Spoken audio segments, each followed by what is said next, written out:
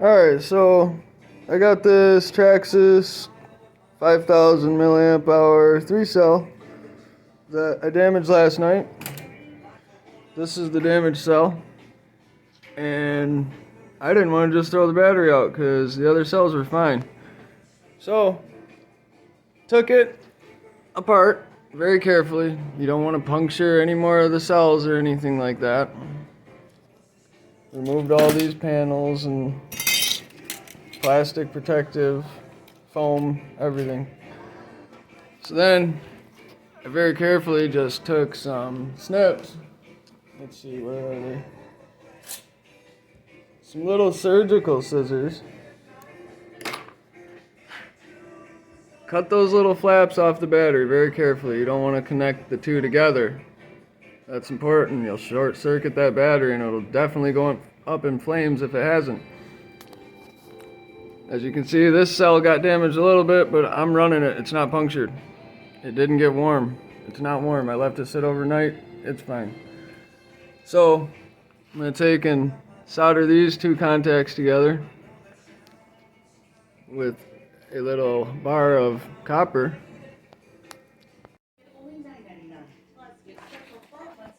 So as you can see here, I left the one tab long, the other one ended up being short, but I'm going to be able to solder that in place.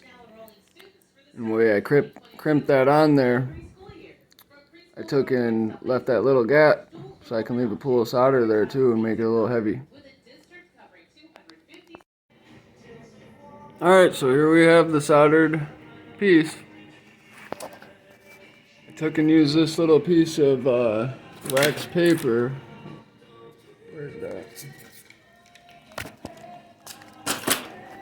Little piece of wax paper right here is kind of a shield so solder didn't drop down on the battery pack and puncture it.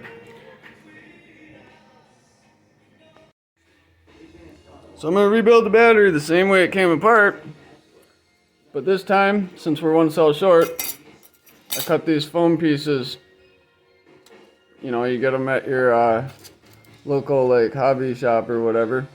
Anyway, that's what they do at the factory for batteries that don't have, you know, 3 cells. The 2 cells, they have a foam filler in between 2 cells. I'm putting it on the outside because that's the one I damaged and, you know, put the jumper in place here. So we're just gonna fill this back in,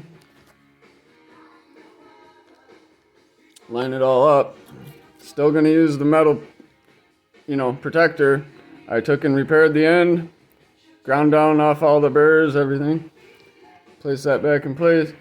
And then we're gonna cover it back with that wrap. Even though it looks damaged, I don't have a heat shrink that big. I'm gonna cover it back up with this, nice and neat with the end plate and everything, and wrap it with electrical tape. So this is what it looks like when I'm finally wrapped at the end. Put it all back together the same way, just added foam instead of replacing the cell. Now I'm down to 2S instead of a 3S. Wrapped it with this fabric tape in 3 rows first to give it some strength before I wrap it with the electrical tape, just because that 3rd cell was glued to the other cells. I had to use a piece of tooth floss and, you know, fish it through there to get them to separate without damaging the cells. Worked out pretty good. But yeah, just for strength, I figured I'd add that fabric tape. Okay, so here's the final product. I had to take and remove the connector on the end for the ID for the 3S battery. Right here in the chip, there's a chip in the end. It's an RFID chip. Right at the end, that shiny piece. So I went back to the standard TRX connector. And then I had to add the balance port connector with only 2 wires. Red goes to the main red, black goes to the main black. And then you configure it onto the connector like that. It's a 3-prong connector. In order to get it to work in this Traxxas Easy Peak Live ID charger. Let's see if I plug the right one in. Okay, so anyway, you got to go into the app and adjust it. shut the ID off, and then you take and make sure you plug it in. Positive goes on the left, because now you can flip it upside down, I'm pretty sure. Maybe not, I don't know, I'm not trying it.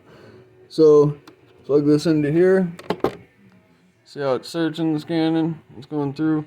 I might have to turn the app on. Just a sec.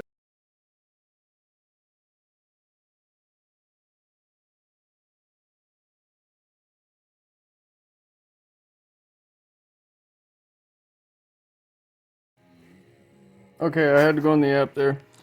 But anyway, you go in the app, you set it up to the pictures I am showing there, and I set it to the 2 amp charge.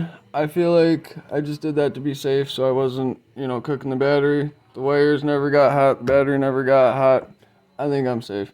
It detected it as a 2S battery. It maintained checking both cells the whole time. They both fluctuated within 0.1 of each other, but they stayed pretty much the same. So anyway, I'm just going to show you that it does charge. Oh, the battery is already charged. So it does recognize this build that I have. So hopefully you guys like my video. Don't dog me too much. This is my first video ever. I'm just trying to help you guys have fun. Don't set your house on fire. Be safe. If you don't feel safe messing with electrical, again, don't do it. Just go out and buy the new batteries. But if you're willing to do it, make sure you do it in a safe place, not inside your house, or do it in your garage. Do it outside even if it's nice. You don't want to do this if you don't know what you're doing. Okay, so have fun.